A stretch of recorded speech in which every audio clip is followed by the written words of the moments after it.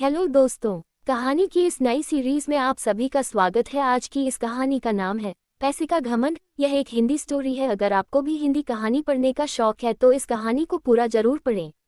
जतिन की car school के gate के पास पहुंची। जतिन गाड़ी से उतरने से पहले अपना बैग और बोतल संभाल रहा था। तभी गाड़ी के बाहर एक भिखारिन गोद में बच्चा लिए आकर खड़ी हो गई और शीशे पर खटखट करने लगी। जतिन को बहुत गुस्सा आया। वह गाड़ी से उतरा और बोला, अरे गाड़ी रुकी नहीं कि तुम लोग मांगने आ जाते हो? शर्म नहीं आती? भिखारिन ने कहा, बेटा कल से कुछ नहीं खाया है, कुछ पैसे दे दो, बच्चा भी भूखा है। जतिन ने फटकारते हुए कहा, चल भाग यहाँ से, मुझे वैसे ही देर हो रही है। तभी पास में खड़ा उसका दोस्त रवि बोला, ये लो मेरा लंच, तुम खा लेना और ये पैसे भी रख लो, बच्चे के लिए दूध खरीद लेना। रवि को देखकर जतिन थोड़ा सा झेप जाता है। वह भिखारिन खाना और पैसे लेकर दुआन देकर चली गई। जतिन ने कहा, यार तू क्यों इन लोगों को सर पर चढ़ा लेता है?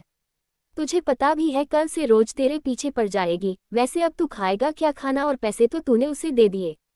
रवि बोला, हम जिस लायक हैं हमें औरों की मदद करनी चाहिए। आज का लंच तेरे टिफिन में से खा लूंगा, क्यों नहीं खिलाएगा क्या? ये सुनकर जतिन जोर से हंस पड़ा। उसे देखकर रवि भी हंस पड़ा। फिर दोनों अपनी क्लास की ओर बढ़ गए। अगले दिन से रवि ज्यादा खाना लाने लगा और उस भिखारिन को देने लगा। जतिन को यह सब पसंद नहीं था। एक दिन उसने रवि से फिर बात की, यार तेरे पर पैसे फालतू हैं क्या जो इन लोगों पर लुटाता रहता है? रवि बोला, मेरे पास तो इतने पैसे नहीं हैं, लेकिन अच्छे काम के लिए कभी पीछे नहीं हटना चाहिए। मैंने अपनी माँ को सारी बात बताई, अब वो उसके लिए अलग से खाना बना देती हैं, साथ ही बच्चे के लिए भी कुछ न कुछ भेज देती हैं। अब तो इनसे एक रिश्ता सा हो गया है। मेरी बात मान, एक बार तू भी किसी की मदद करके देख, तुझे कितना मजा आएगा। जतिन कहता है, मेरे पापा कहते हैं कि हमारी मेहनत का पैसा हम किसी पर क्या लुटाएं। मेरे परिवार में कोई भी दाना वगैरह नहीं करता है, और अगर करता भी है तो टैक्स बचाने के लिए। रवि हंसकर जवाब देता है, ठीक है, अपनी अपनी सोच है, हम क्या कर सकते हैं। इस पर जतिन बोलता है, देखिए भिखारी ऐसे ही रहेंगे और तुझे भी लूट लूट कर भिखारी बना देंगे। मेरे पास तो पैसे की कभी कमी नहीं होगी, पर तेरा भविष्य मुझे खतरे में दिखाई दे रहा है। रवि कहता है, एक काम करते हैं, कॉलेज खत्म होने के बाद एक बार यहीं मिलने आएंगे, फिर बताएंगे कि कौन कहाँ तक पहुँचा। जतिन रवि से मिलने का वादा कर लेता है।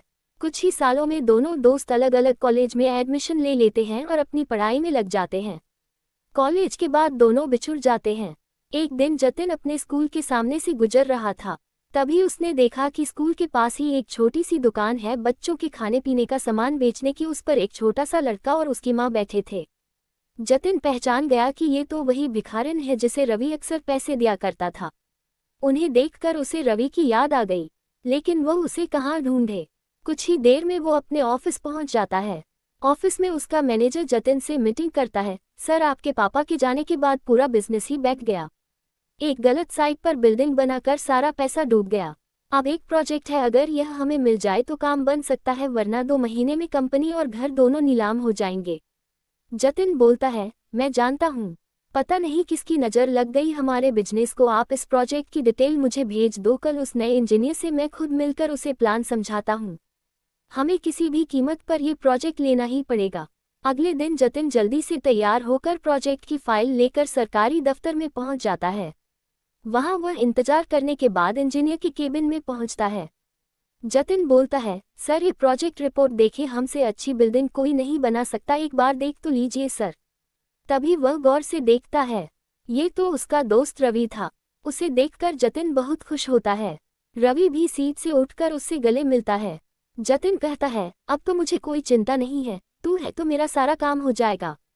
ये सुनकर रवि कहता है, जतिन ये प्रोजेक्ट मैं तेरी कंपनी को नहीं दे सकता हूँ। तेरी कंपनी ने जो बेईमानी से गलत जगह बिल्डिंग बनाई, उससे तुम्हारी रेपुटेशन खराब हो चुकी है। मैं तो क्या, इस शहर में तुम्हें कोई भी प्रोजेक्ट नहीं मिलेगा। ये सुनकर जतिन रवि के पैर पकड़ लेता है। यार ऐसा मत बोल, मैं सड़क पर आ जाऊंगा। तुझे देखकर मुझे एक उम्मीद बंधी है, अगर ये प्रोजेक्ट न मिला तो मैं बर्बाद हो जाऊंगा। रवि जतिन से कहता है, चल मेरे साथ। वह जतिन को लेकर उसी स्कूल के सामने पहुंच जाता है। वहां जाकर रवि कहता है, पहचानता है इस औरत को जिसे तूने कभी भीख नहीं दी, हमेशा फटकार देता था। मैंने इसकी थोड़ी सी मदद की और आज ये दुकान पर सामान बेचकर अपनी रोजी रोटी चला रही है। कोई मजबूरी में भीख मांगता है, तो हमें उसका मजाक नहीं उड़ाना चाहिए। आज देख भीख तो तू भी मुझसे मांग रहा है, इसमें और तुझमें क्या फर्क रह गया। मैं तुझे नीचा नहीं दिखा रहा, लेकिन तूने सिर्फ पैसा कमाया, दुआ नहीं, आज वह भी तेरे पास नहीं है। जिस पैसे पर तू घमंड कर रहा था, आज उसी ने तुझे बर्बाद कर दिया। ये सुनकर जतिन की आंखों से आंसू बहने लगे। वह बोला, हाँ तू ठीक कह रहा है, मेरे परिवार ने कभी किसी की मदद नहीं की, यही शिक्षा उन्होंने मुझे दी। रवि जतिन को लेकर उसी दुकान पर पहुंच जाता है। वह औरत उन्हें देखकर उनके पास आ जाती है। भैया आप आइए बैठिए, मैं अभी आपके लिए कुछ लाती हूँ।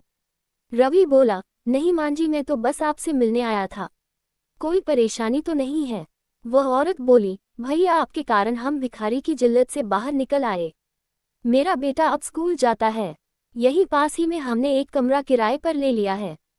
मैं अपने बेटे को पढ़ाकर आपके जैसा अफसर बनाना चाहती हूँ। पूरी जिंदगी भी लगी रहूं तो आपका एहसान नहीं चुका सकती।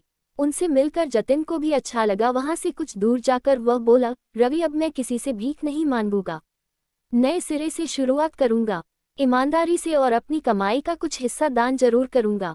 रवि बोला, अगर तू सच्चाई और ईमानदारी से काम करे तो ये प्रोजेक्ट मैं तुझे दिलवा सकता हूँ। जतिन अपने दोस्त के गले लगकर रोने लगता है। इन आंसुओं में उसका घमंड भी बह गया था। इस कहानी से आपने क्या सीखा, कमेंट में जरूर बताएं, और इसी तरह का कहानी सुनने के लिए चैनल को सब्सक्राइब